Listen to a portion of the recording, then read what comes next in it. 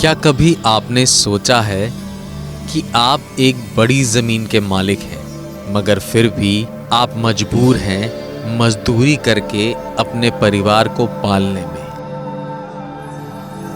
और क्या कभी आपने सोचा है कि किसी गांव में पानी नहीं होने से क्या क्या होता है?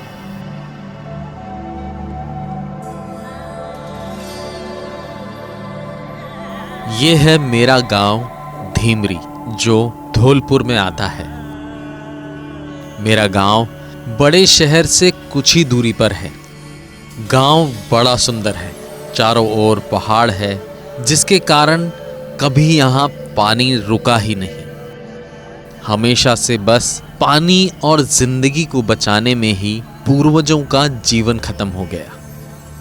धीरे धीरे गांव की बड़ी बड़ी जमीन के मालिक होने के बाद भी लोग मजदूरी करने को मजबूर हो गए। तरक्की तो मानो इस गांव से कोसों दूर चली गई हो।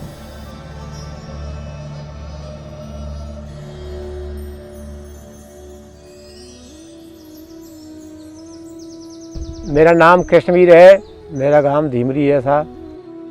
पानी की स्थिति यहाँ पर डाउन थी साहब। पानी पीने के लिए भी बाहर से आता, वाटर से द्वारा टैंकर लगाए गए यहाँ पर। खेती के लिए पानी बहुत कम था, वर्षा होती नहीं, ताल पोखर की सिंचाई मतलब है ही नहीं, इसमें पानी नहीं था, मजदूरी करते। बगैर पानी के तो सारी परेशानी है। पशु के लिए नान है, पीवे के लिए नान है, खेती के लिए नहीं है। खेती बाड़ी मतलब आगे थे, पहाड़ फोड़े जाते, पहाड़ हमारे यहाँ मतलब आगे थे, पत्थर फोड़े जाते, पत्थर मतलब आगे थे, मतलब बिच तो बाड़ी जाके नहीं, वो बातें पर रोजगार चलतो। शुरू से मेरी मम्मी कुछ करना चाहती थी, मगर उन्हें समझ नहीं थी वो क्या करें। इतने पैसे भी नहीं थे नया व्यापार शुरू कर सकें। पिताजी का खेती का काम है, मगर उसमें अच्छी कमाई नहीं होती थी। मैं 8वीं तक पढ़ाई की है। शादी के बाद मैं आगे भी पढ़ना चाहती थी, मगर घर की परिस्थिति की वजह से मैं आगे नहीं पढ़ पाई। मैं 10वीं तक पढ़ी हूँ, लेकिन मैं रोजगार के लिए मतलब बहुत ढूंढ रही थी कि कुछ रोजगार मिले, लेकिन कुछ भी नहीं मिला। पानी नहीं तो खेती नहीं, पशु नहीं, बच्चों की पढ़ाई नहीं, महिलाएं आत्मनिर्भर नहीं और पैसा नहीं। इन सब के कारण कुछ बड़ा करने की हिम्मत भी नहीं। अब सबको लगता था कि जाने अब क्या होगा, और हमेशा इसका डर बना रहता था। फिर कुछ दिनों बाद मेरे गांव में लुपिन और एटलस कॉपको से कुछ लोग आए। उनकी योजनाएं सुनी तो ऐसा लगा मानो वर्षा के बादलों का झुंड कोई गांव में ले आया हो, और वो भी हमेशा के लिए। फिर कुछ ही दिनों में सारे गांव में काम शुरू हो गया। जैसे यादव जी आते थे, जब मिलते तो समझावते कैसे तालाब बंदे को। गहरा डंपर और एलएनटी चली इसमें उसमें से मट्टी निकाल के ऊपर डाली, जब यूँ गहरा हुआ। ये बहुत लंबा फायदा है साहब। आधे से गांव में जो नीचे की पूरी जमीन है, नीचे की 2-3 किलोमीटर तक जो कुआं में जल स्तर ऊँचो, और जहाँ सूख जाते कुआं सूख जाता, तो लंबा फायदा है इससे। इस तालाब से 40-50 गांव के लोग सिंचाई करते हैं। तालाब खोदने से किसान की आय दुगनी हो गई कि पहले एक फसल होती थी, अब यह तालाब से 2 फसल हो गई। मैं चाहता हूँ कि बच्चों मतलब मेरी खेती मैं कर रहा हूँ, बाप कर रहा है, तो बच्चा भी खेती करेगा आगे। डोले नहीं फिजूल में, डोले से क्या होगा, खेती से मतलब रोजगार चलेगा अपने आगे तय।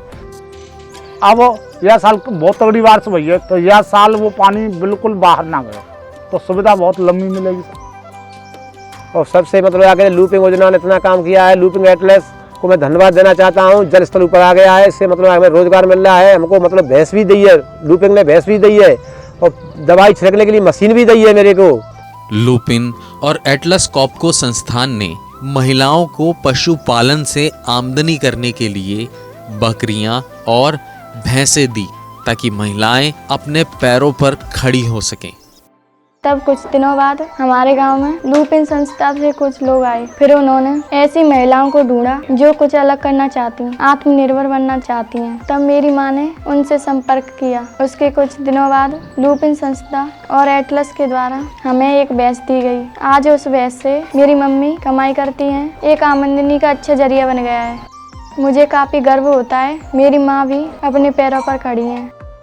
अब उस भैंस से मैं अपनी आमदनी करती हूँ, उसका दूध बेचती हूँ, उससे बचे पैसे जमा भी करती हूँ। मेरी 3 लड़कियाँ हैं। दूध बेचने से जो आमदनी होती है उसे मैं अपनी बेटियों की पढ़ाई में लगाती हूँ।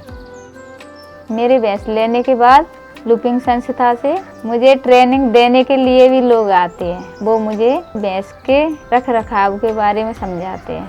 आज मुझे गर्व है कि मैं अपने पैरों पर खड़ी हूँ। 4 बकरी 1 बकरा मिला था और पशु सेट भी मिला, मतलब 3 सेट भी मिला। अभी मैंने 7-8 बकरी खरीदी थी, तो वो मतलब व्यापार किया था उनका, तो वे 48,000 की खरीदी थी और 56,000 की बेची, मतलब 8,000 का मुनाफा हुआ। तो मैं तो यही चाहती हूँ सभी बहनियों से, सभी से, कि आप यही थोड़ा थोड़ा करके व्यापार करो दो।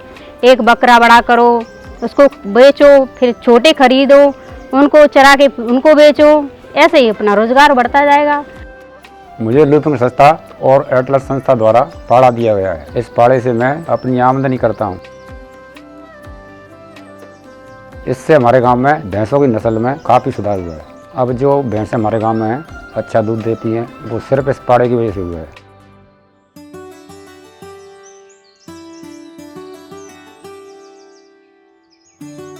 मैं महाकालेश्वर प्रोड्यूसर उत्पादक कंपनी का अध्यक्ष हूँ, जिसमें हम सरमथुरा में एक तो खाद बीज की दुकान खोल रखी है हमने, जिसमें किसानों को उचित रेट में सही समय पर और अच्छी गुणवत्ता वाले बीज खाद वगैरह देते हैं, जिससे लोगों को काफ़ी फायदा होता है।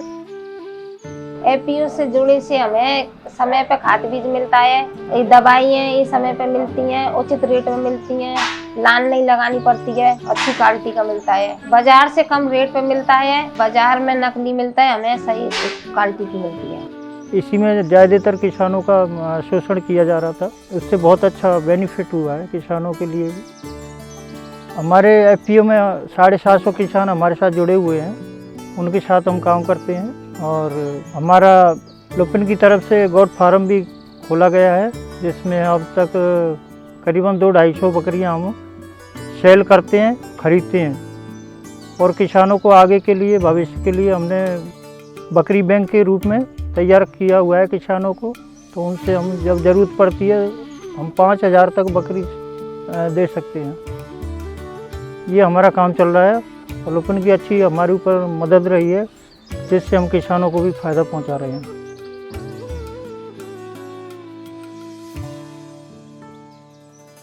लुपिन और एटलस कॉपको संस्थान के माध्यम से मेरा गांव पूरा बदल गया है। सभी गांव पानी से लबालब हैं और जमीन के मालिक गर्व के साथ खेती करते हैं।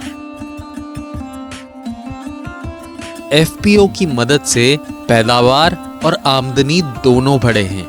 महिलाएं पशुपालन से आमदनी कर रही हैं। बच्चे शिक्षित हो रहे हैं। अब यहाँ के सब लोग सपने देख रहे हैं कुछ और बड़ा करने का। तो ये है मेरा गांव और यहाँ पानी कभी खत्म नहीं होगा।